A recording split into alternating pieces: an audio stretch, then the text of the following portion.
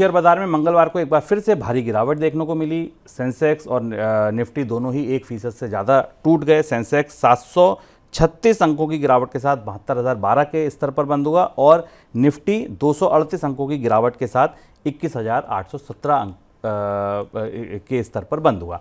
Japan में ब्याज दरों में हुई बढ़ोतरी और अंतर्राष्ट्रीय बाजार में कच्चे तेल की कीमतें बढ़ने से शेयर बाजार पर दबाव है। ऊपर से आशंका बढ़ गई है कि दुनिया भर में ब्याज दरों में कटौती के लिए इंतजार बढ़ सकता है। इस वजह से भी बाजार में गिरावट का रुख देखने को मिल रहा है। सर, जापान का क्या फैसला है, इसका असर कैसे समझा जाए? जापान दुनिया की अब आखिरी अर्थव्यवस्था बन गया जहां से निगेटिव इंटरेस्ट रेट का दौर खत्म हो गया। निगेटिव इंटरेस्ट रेट बेहद दिलचस्प और बहुत रोचक कॉन्सेप्ट है। सुबह जब इस खबर को हमने ट्विटर पर शेयर किया तो कई लोगों का संदेश मेरे पास आया कि निगेटिव इंटरेस्ट रेट कैसे काम करती है, इसे समझना ज़रूरी और बेहद दिलचस्प है।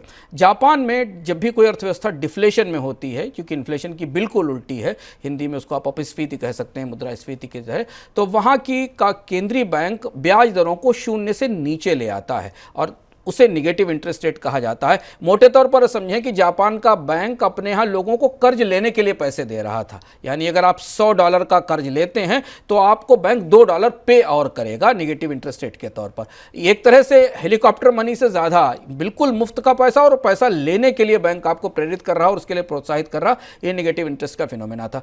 2016 से जापान में ये व्यवस्था चल रही थी और अब जापान ने अंततः आखिरी अर्थव्यवस्था है जिसने निगेटिव इंटरेस्ट रेट को खत्म करके शून्य पर ब्याज दर को पहुंचा दिया है, बढ़ाया नहीं है, अभी भी जीरो पर ब्याज दर बनी हुई है। यानी अब जापान में जो पैसा मिलेगा उसे पैसा लेने के लिए बैंक आपको कोई प्रोत्साहन नहीं देगा कि उस पैसे को ले लें, लेकिन पैसे पर कोई और अतिरिक्त ब्याज नहीं लगेगा। ये एक बड़ा फैसला, बहुत बड़ी शिफ्ट है जापान की पूरी पॉलिसी में, क्योंकि जापान में महंगाई की दर 2% के आसपास दिख रही है। लंबे समय के बाद जापान, जिसने पिछले 2 दशक लगभग इन्फ्लेशन में झेले हैं और जो मुद्रास्फीति और महंगाई का इंतज़ार कर रहा था, जिस मुद्रास्फीति और महंगाई से दुनिया कांपती है, डरती है, जापान जिसका 20 साल से करीब 1.5 दशक से इंतज़ार कर रहा था, वो महंगाई अब आ पहुंची है और उसके साथ जापान में ब्याज दरों में बढ़ोतरी का दौर शुरू हो गया। इसका असर हमें पूरी दुनिया के बाज़ारों पर दिखाई पड़ा, बड़ी बिकवाली दिखाई दी।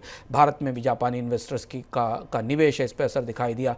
जापानी कंपनियों की लागत बढ़ने के आकलन सामने आने लगे, क्योंकि उनको तो अभी तक मुफ्त में क्या, बल्कि बैंक पैसा देकर कर्ज दे रहे थे। अब जब वो कर्ज लेंगे तो उनकी लागत में बढ़ोतरी होगी और कई तरीके के निवेश और कर्ज की लागत बढ़ने के आकलन पूरी दुनिया में सामने दिखाई देने लगे। उसका असर हमने आज शेयर बाजारों पर देखा है।